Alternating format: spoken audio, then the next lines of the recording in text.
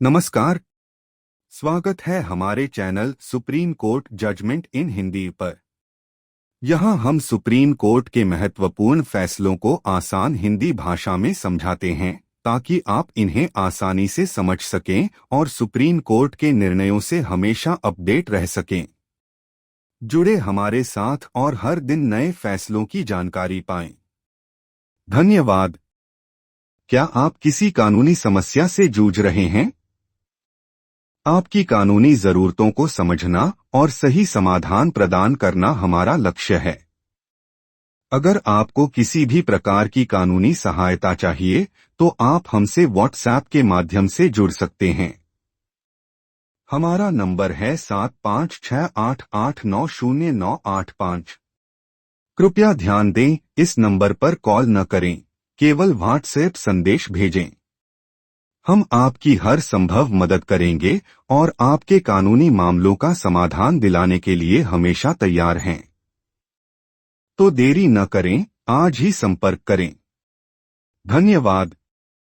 नमस्कार दोस्तों, आज हम बात करेंगे एक बेहद महत्वपूर्ण और चर्चित फैसले की, सोनू अग्निहोत्री बनाम चंद्रशेखर एवं अन्य।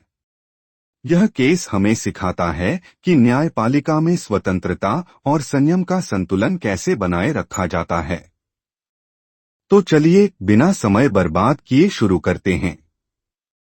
केस की पृष्ठभूमि।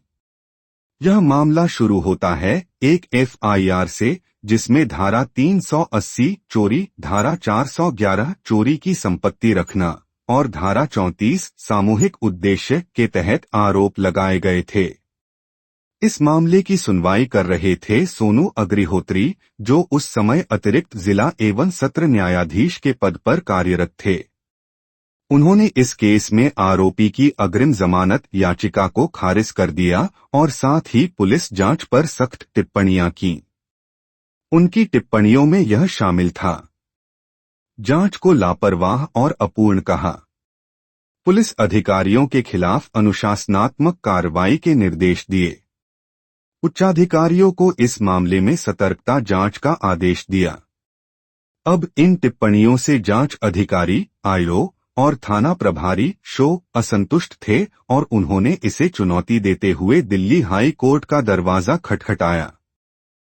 दिल्ली हाई कोर्ट ने न केवल इन टिप्पणियों को रिकॉर्ड से हटाया, बल्कि सोनू अग्निहोत्री के खिलाफ भी कड़ी टिप्पणियां की। कोर्ट ने कहा कि उन्होंने अपने अधिकार क्षेत्र से बाहर जाकर कार्य किया और इसे न्यायिक अतिरेक जुडिशियल ओवररीच करार दिया। अब यह मामला सुप्रीम कोर्ट में पहुंचा। यहां मुख्य सवाल था: क्या दिल्ली हाई कोर्ट ने सोनू अग्निहोत्री पर व्यक्तिगत टिप्पणियां करके सही किया? क्या न्यायिक अधिकारियों के आचरण पर टिप्पणी करने का यह सही तरीका था? सुप्रीम कोर्ट ने इस मामले की गंभीरता को समझते हुए सभी पक्षों की दलीलें सुनी। सुप्रीम कोर्ट ने यह फैसला दिया कि दिल्ली हाई कोर्ट द्वारा की गई व्यक्तिगत टिप्पणियां अनुचित और अनुशासनहीन थीं। सोनू अग्निहोत्री के खिलाफ की गई टिप्पणियों को रिकॉर्ड से हटाने का आदेश दिया। यह भी कहा गया कि न्यायिक अधिकारियों की गलतियों को सुधारने का सबसे सही तरीका प्रशासनिक कार्यवाही है, न कि व्यक्तिगत आलोचना। यह केस कई महत्वपूर्ण संदेश देता है। न्यायिक स्वतंत्रता और संयम का संतुलन जरूरी है। न्यायाधीशों को अपने विचार व्यक्त करने का अधिकार है, लेकिन इसे मर्यादा में रहते हुए करना चाहिए। व्यक्तिगत टिप्पणियां तभी करें जब यह केस के फैसले के लिए जरूरी हो। ऐसी टिप्पणियों से संबंधित अधिकारी या न्यायाधीश के करियर पर गहरा प्रभाव पड़ता है। प्रशासनिक तरीके से गलतियों का समाधान करें। न्यायिक प्रणाली में विश्वास बनाए रखने के लिए जरूरी है कि न्यायाधीशों की गरिमा बनी रहे। तो दोस्तों, इस केस से यह समझ आता है कि न्यायपालिका में न्यायिक स्वतंत्रता के साथ साथ संयम का होना कितना आवश्यक है। अगर कोई भी पक्ष अनुचित तरीके से आचरण करता है तो उसका समाधान प्रशासनिक तरीके से किया जाना चाहिए, न कि व्यक्तिगत रूप से आहत करने वाली टिप्पणियों के जरिए।